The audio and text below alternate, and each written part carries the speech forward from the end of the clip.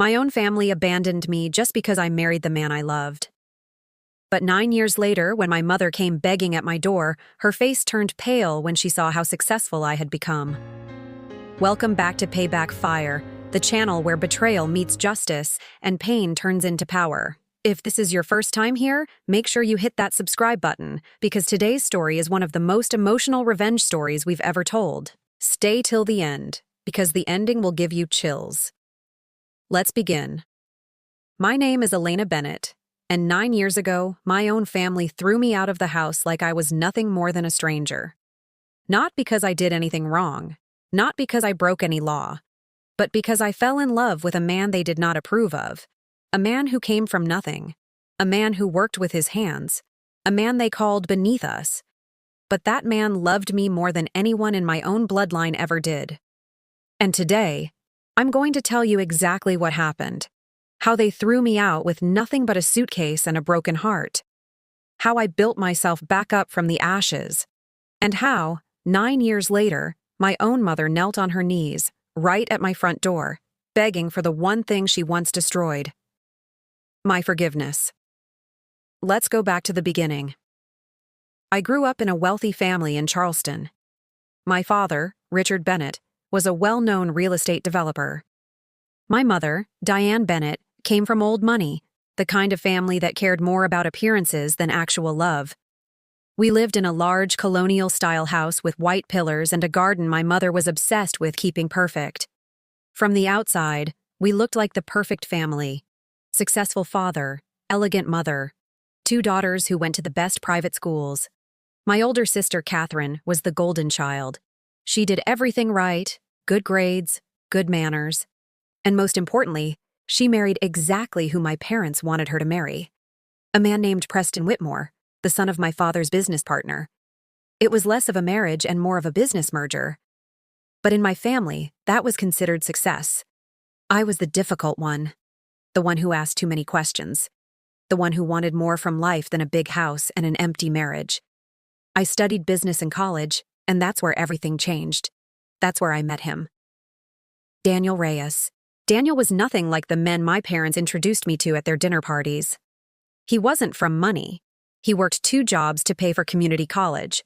He grew up with a single mother who cleaned houses to support him and his younger brother. But Daniel had something none of those wealthy men had. He had heart. He had ambition that came from real hunger, not entitlement. And he had a way of looking at me like I was the most important person in the room, not because of my family's name, but because of who I actually was. We met at a small campus coffee shop where he worked part-time. I was struggling with a business statistics assignment, stressed out of my mind, and he noticed. He sat down, uninvited, and said, "You look like you're about to throw that laptop across the room." I laughed for the first time in weeks. That was the beginning. We started talking every day, then seeing each other every day. Within 6 months, I knew I loved him. Real love. Not the kind my parents understood, built on status and comfort, but the kind that made me feel safe and seen and alive. For over a year, I kept our relationship a secret from my family. I knew exactly how they would react. But love has a way of making you brave, even when you know the storm that's coming. Eventually, I couldn't hide it anymore. Daniel proposed to me on a quiet evening by the river. Nothing fancy, no huge diamond, just him, down on one knee, holding a small ring he had saved months to afford. I said yes without a single doubt in my heart, but I knew I had to tell my family. So I invited Daniel to a family dinner. I remember my hands shaking as I introduced him. "Mom, Dad, this is Daniel. He's the man I'm going to marry." The silence in that room was suffocating. My mother's smile disappeared instantly, like a mask slipping off. My father put down his fork, slowly, deliberately, and asked one question. "What does your family do, son?" Daniel answered honestly. He told them about his mother, about growing up with very little, about working his way through school. My father's face turned to stone. My mother excused herself from the table without eating another bite. That night, after Daniel left, my parents sat me down in the living room. And that's when the real cruelty began.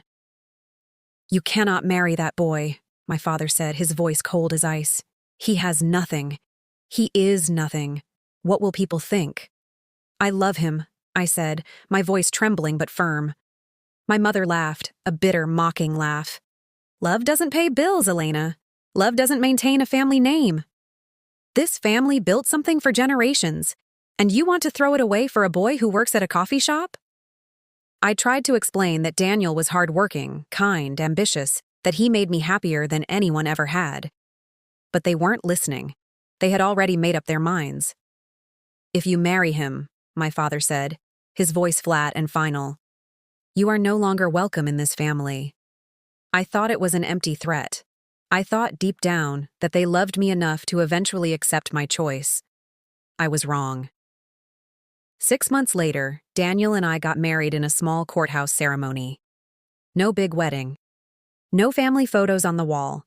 Just the two of us, 2 witnesses, and a promise to build a life together. I sent my parents an invitation out of hope, a small piece of me still believing they would show up. They didn't come. Not my mother. Not my father. Not even my sister Catherine, who I had always been close to growing up. That night, after the wedding, I called home. My mother answered. Mom, we got married today, I said softly, hoping for even a small moment of warmth. There was a long pause.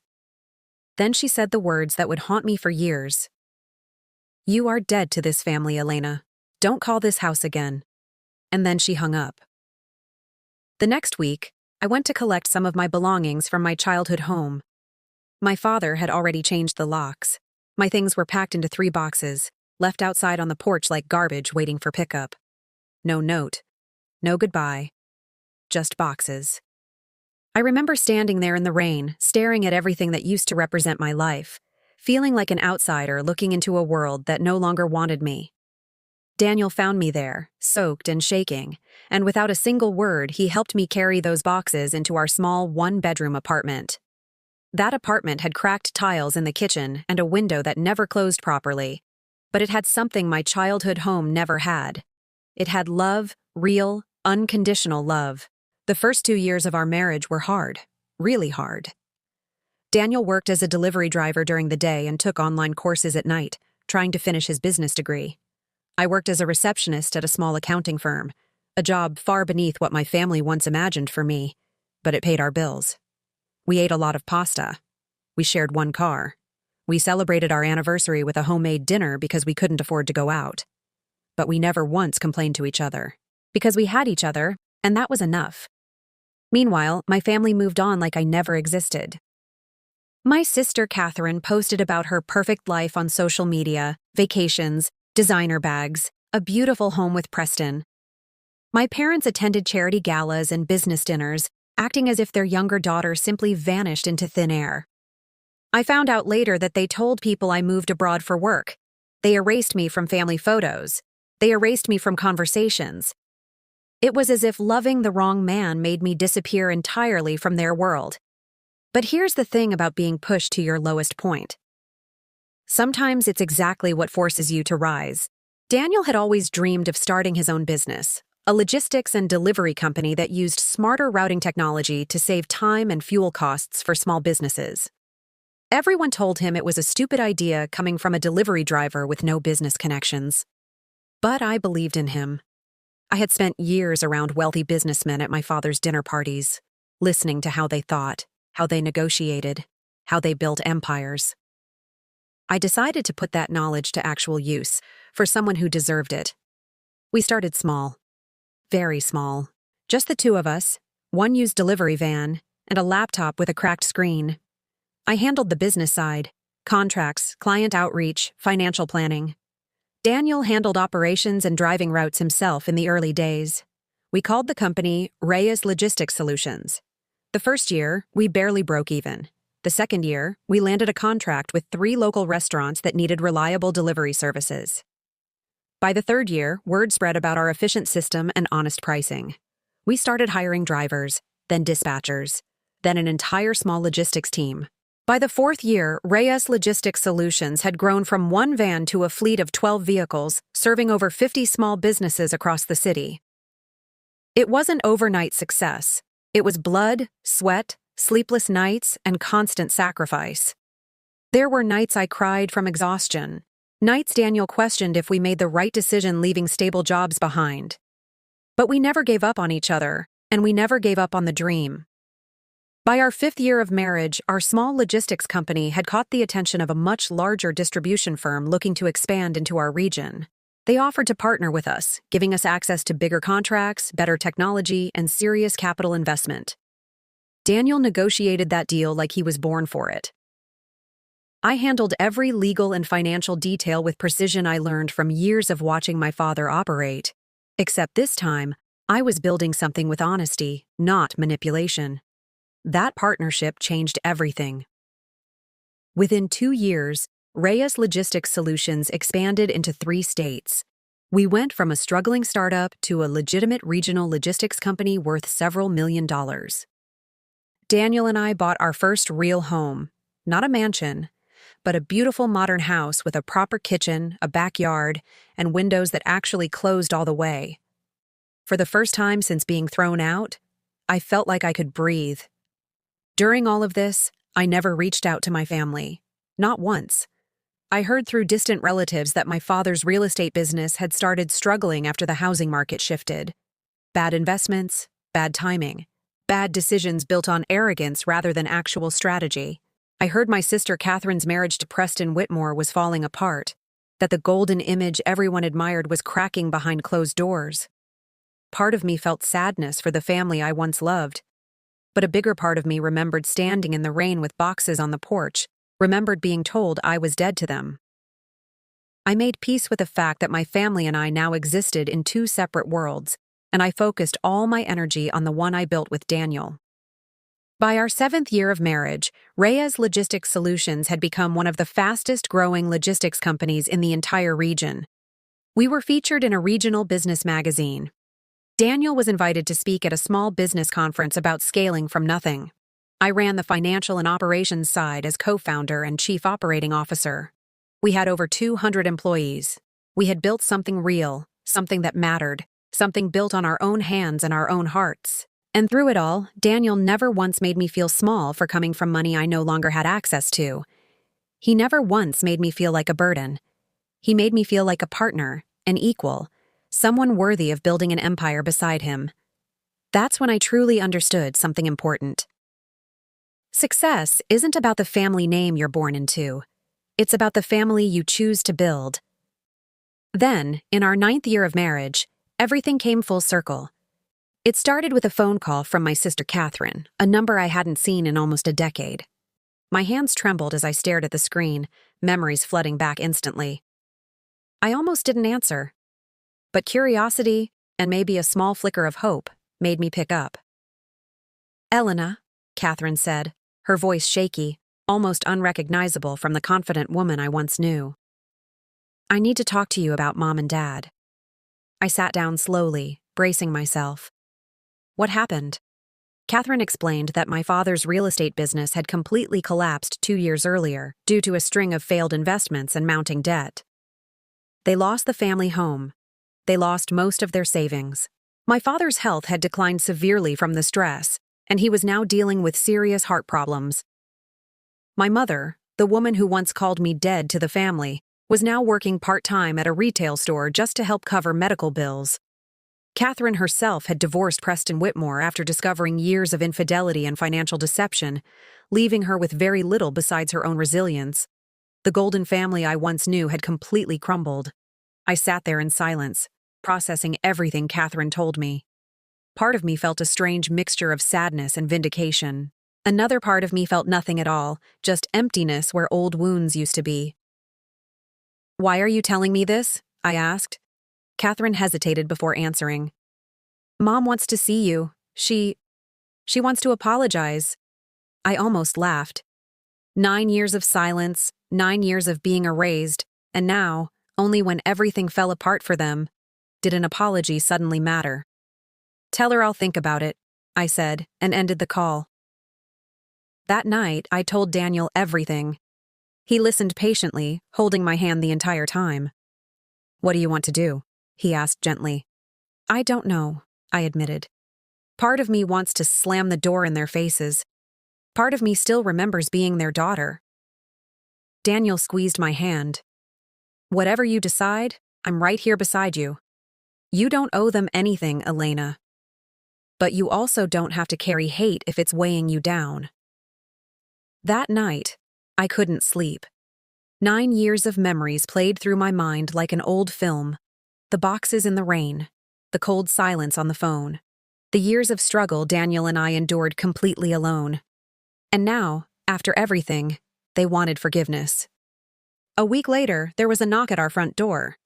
Our home, the one Daniel and I built brick by brick through years of sacrifice, sat on a quiet street lined with mature oak trees, a home that represented everything we overcame together.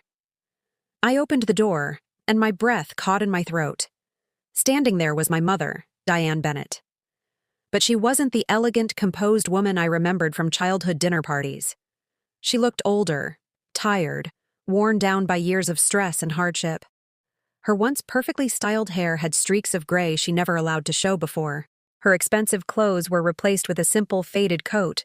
Beside her stood my father, Richard Bennett, leaning heavily on a cane, his face pale and gaunt, a shadow of the powerful businessman who once dismissed Daniel without a second thought.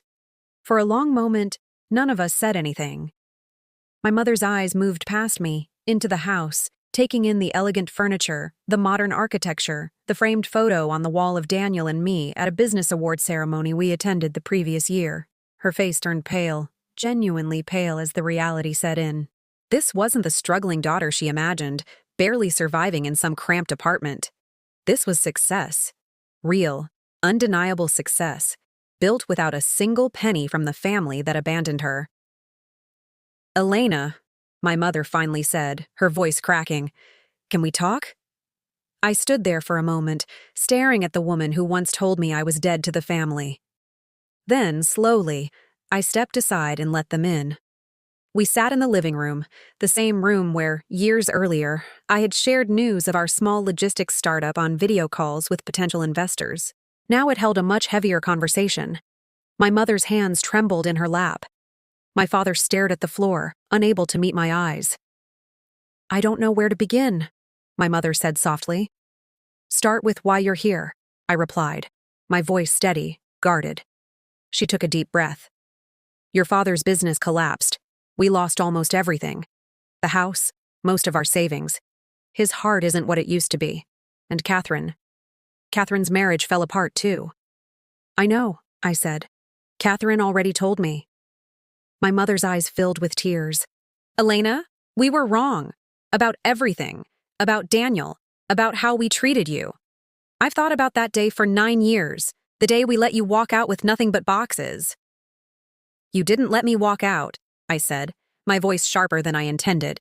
"You threw me out. You told me I was dead to this family. You didn't come to my wedding. You changed the locks on my childhood bedroom before I even had a chance to grieve losing you all." My mother flinched at every word, but she didn't argue. She simply nodded, tears streaming down her face. I know what we did. I've regretted it every single day since." My father finally spoke, his voice weaker than I remembered. "Elena, I was wrong to judge Daniel the way I did. I judged him based on money, based on status, things that mean nothing when everything falls apart. You built something real, something we never had, not really." I sat there, absorbing every word, feeling 9 years of pain rise to the surface. "Do you know what it felt like?" I said, my voice trembling now. "To call my own mother on my wedding night, hoping for even a small piece of love, and instead being told I was dead to this family? Do you know what it felt like to stand in the rain, collecting boxes off the porch like garbage, because my own parents couldn't accept the man I loved?" My mother broke down completely, sobbing into her hands. I know, Elena. There's nothing I can say to undo that pain. I wanted to see you. I wanted to apologize before it's too late." Then, in a moment I never expected, my mother slowly got down on her knees, right there in my living room, and looked up at me with pure desperation in her tear-filled eyes. "Please, Elena. Please forgive me. I lost my daughter for 9 years because of my own pride, my own foolish beliefs about status and money. I don't want to lose you forever." I stood there in complete silence, watching my proud, elegant mother kneeling before me, begging for forgiveness in the very home she once believed I would never be able to afford. For a long moment, I said nothing. Every memory flooded back at once, the years of struggle, the sleepless nights building a business from nothing, the pain of being erased from my own family's story. But also memories of my mother from my childhood, tucking me into bed, teaching me to ride a bike, moments before status and money became more important than love. Slowly, I walked toward her and gently helped her back onto the couch. "Get up, Mom," I said quietly. "This isn't who I want you to be. Begging on your knees isn't justice. It's just sad." My mother looked at me, confusion mixing with her tears. "I'm not going to pretend the last 9 years didn't happen," I continued. "I'm not going to pretend I don't still feel the pain of what you both did. But I'm also not going to become someone who finds satisfaction in watching you suffer. Daniel and I built our life on hard work, honesty, and love, values this family clearly forgot along the way. I'm not going to throw those values away just to get revenge." My father looked up at me, his eyes filled with something between shame and relief. "Elena, we don't deserve your kindness," he said. "You're right," I replied honestly. "You don't. But I'm not doing this for you. I'm doing this for myself so I can finally let go of 9 years of pain." Just then, Daniel walked in from the garage, having just returned from checking on one of our new delivery routes. He froze in the doorway, seeing my parents sitting in our living room after 9 years of silence.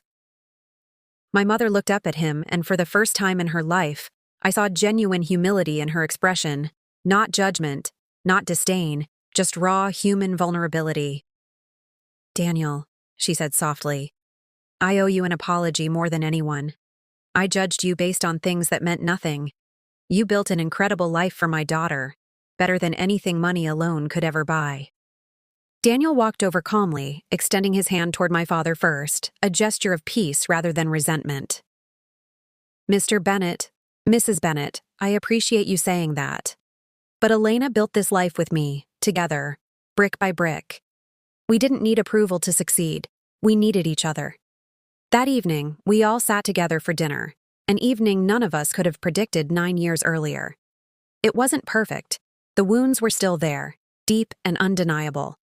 But for the first time in nearly a decade, there was an attempt at honest conversation instead of pride and judgment. My mother asked about our logistics company, genuinely curious, no longer looking down on the concept of building something from nothing. My father, weakened by years of stress and failing health, spoke humbly about lessons learned too late in life. In the weeks that followed, I made a decision that surprised even myself. Instead of using my success purely for personal revenge, I decided to help my parents rebuild, not because they deserved it, but because I wanted to be a better person than the bitterness I once carried. I helped my father find a financial advisor to properly restructure his remaining debts. I offered my mother a position managing community outreach for our company's charitable foundation, work that gave her purpose and humility, far removed from the status-obsessed world she once lived in. I reconnected with my sister Catherine, who, after her painful divorce, discovered her own strength and independence, eventually joining our company's marketing department, where she thrived using skills she never had the chance to develop in her old picture-perfect life. But here's the real twist in this story, the part that truly represents justice, not through cruelty, but through undeniable success. 2 years after that emotional reunion, Reyes Logistics Solutions was featured in a national business publication, celebrating our growth from a single delivery van to a company now operating across 5 states with over 600 employees. Daniel was invited to speak at major industry conferences, sharing our story of resilience and partnership. I was recognized as one of the most influential young executives in logistics innovation. The same family who once called Daniel nothing now watched him become one of the most respected business leaders in our region, a man built entirely through hard work, integrity, and unwavering determination. The same parents who threw me out for marrying beneath our family's supposed status now depended, in part, on the very success they once mocked. That, my friends, is what real revenge looks like, not cruelty, not humiliation, but undeniable success built despite every obstacle placed in your path. Not tearing others down, but rising so high that the people who doubted you have no choice but to witness your victory. My mother once told me love doesn't pay bills, love doesn't maintain a family legacy. But love, real love, built an empire that outlasted every prediction of failure they made. Today, my family relationship remains complicated, healing slowly, one honest conversation at a time. My mother, humbled by hardship, has become someone I'm slowly learning to trust again, though trust, once broken, takes time to rebuild. My father passed away peacefully 18 months after that reunion, but not before witnessing, with his own eyes, the empire his daughter built with the very man he once rejected. In his final months, he told me something I'll never forget. "Elena, I spent my whole life measuring worth by bank accounts and family names. You taught me too late that real worth is measured by character, resilience, and love. I'm sorry it took losing everything to see that clearly." As for Daniel and me, we continue building our life together, stronger than ever, grateful for every hardship that shaped us into who we are today. We now have 2 beautiful children who will grow up knowing their parents built an empire from nothing but love, determination, and unshakable belief in each other. And whenever I see my mother now, humble, gentle, finally understanding what truly matters in life, I remember that moment she knelt on her knees in my living room, begging for forgiveness. I don't feel triumphant about that memory. I feel grateful. Grateful that pain transformed into purpose. Grateful that betrayal became the foundation for unstoppable resilience. Grateful that love, real love, proved stronger than every prediction of failure placed against it. So here's the moral of today's story. Sometimes, the people who are supposed to protect you the most are the very ones who test your strength the hardest. But real strength isn't proven by tearing others down. It's proven by rising so high with so much integrity that your success speaks louder than every doubt ever spoken against you. If your family ever made you feel small for choosing love over status, know this. Love, real love, built on respect and hard work, will always outlast judgment built on pride. If this story touched your heart, give it a like, subscribe to Payback Fire for more powerful revenge stories, and comment below. Have you ever had to choose between family approval and your own happiness? Share your own story with us. We read every single comment, and your story might just inspire our next video. Thank you for watching, and remember, the best revenge isn't destruction. It's undeniable, unstoppable success. See you in the next story.